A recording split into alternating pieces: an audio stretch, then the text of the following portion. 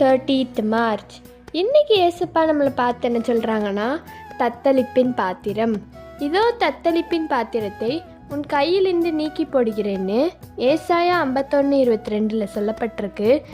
இந்த வசனத்தில் தத்தளிப்பின் பாத்திரம்னா தண்டனை, கஷ்டம், துன்பம், கஷ்டமான சுச்சுவேஷன், இந்த மாதிரி இருக்கிற எல்லாமே தான் தத்தளிப்பின் பாத்திரம். அது எல்லாத்தையும் ஏசப்பா நம்மக்கிட்டேருந்து நீக்கி போட போகிறாங்க. நீங்கள் யோசிக்கலாம் நிறைய வேளையில், எனக்கு இருக்கிற இந்த துன்பம்லாம் மாறுமான்ட்டு.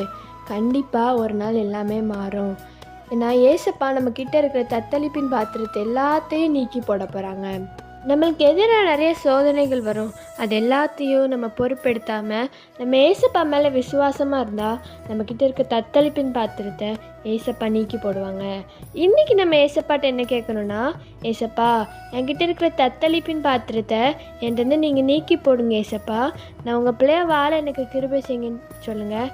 ஏசப்பா கண்டிப்பாக உதவி செய்வாங்க. By Truth of Melshi, have a great day.